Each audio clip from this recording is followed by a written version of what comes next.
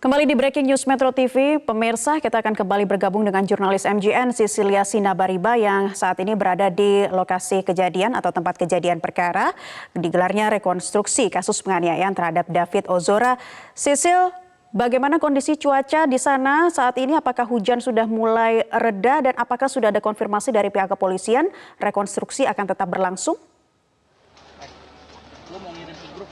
Iya, Dela, saat ini cuaca di lokasi TKP atau lokasi rekonstruksi ini masih gerimis, namun sudah lebih reda jika dibandingkan dengan beberapa saat yang lalu. Tadi juga sudah ada beberapa pernyataan yang disampaikan oleh pihak kepolisian, namun sifatnya lebih ke teknis. Artinya tadi disampaikan untuk rekonstruksi kali ini tetap akan digelar menunggu hujan reda, artinya menunggu kondisi yang lebih kondusif lagi untuk melakukan rekonstruksi ini. Namun ada 3 klaster yang akan dilakukan dalam proses rekonstruksi ini. Tadi ada pembagiannya, klaster yang pertama itu dalam proses perencanaan, kemudian yang kedua eksekusi, dan yang ketiga proses evakuasinya.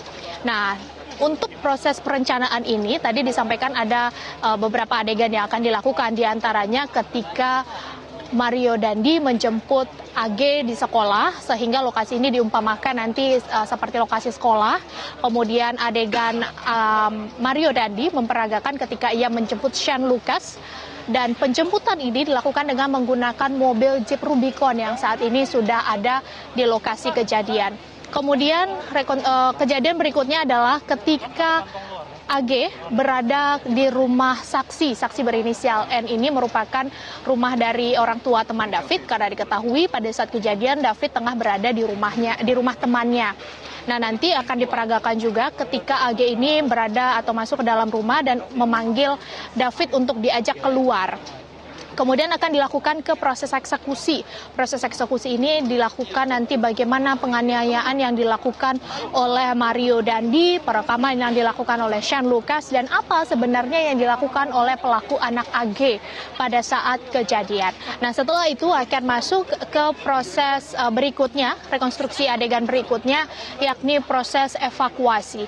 Nah, proses evakuasi ini kita tahu bahwa orang tua dari teman David lah atau ayah dari teman David lah pemilik rumah yang membawa David ke Rumah Sakit Permata Hijau pada saat kejadian. Inilah beberapa garis besar nanti adegan-adegan yang akan dilakukan oleh para tersangka.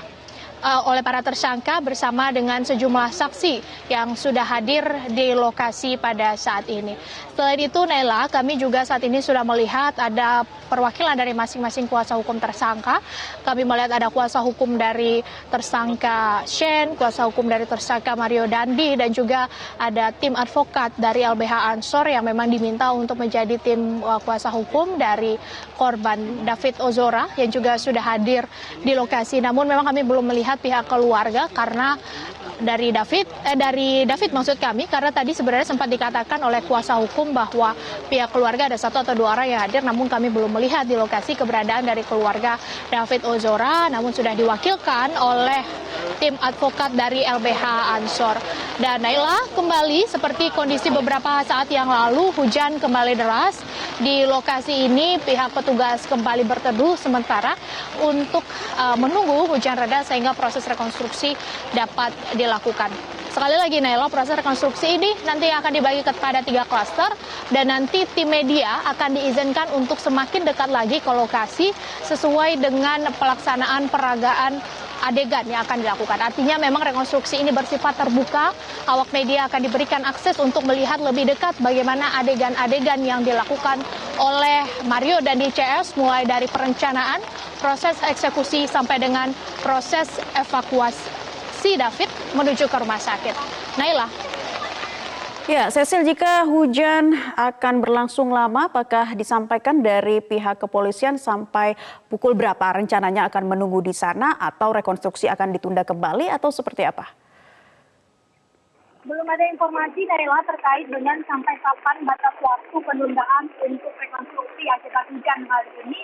Namun sampai saat ini belum terlihat juga ada rencana dari pihak kepolisian untuk menunda pelaksanaan rekonstruksi. Artinya pihak kepolisian sampai saat ini memang masih menunggu sampai hujan reda terlebih dahulu tanpa batas waktu. Artinya belum ada batas waktu kapan rekonstruksi ini akan dihentikan meskipun hujan masih deras sampai saat ini. Dan beberapa pihak kepolisian dari Polda Metro Jaya yang hadir, tadi kami sudah melihat ada Kabid Humas Polda Metro Jaya, Kombes Truno Yudo, ada Direskrimum Polda Metro Jaya, Kombes Hengki juga sudah hadir di lokasi untuk meninjau langsung, untuk melihat langsung bagaimana proses konstruksi yang dilakukan hari ini. Naila. Baik, Cecilia Sinabaribah melaporkan dari lokasi rekonstruksi kasus penganiayaan David Ozora. Terima kasih, Cecil. Selamat bertugas.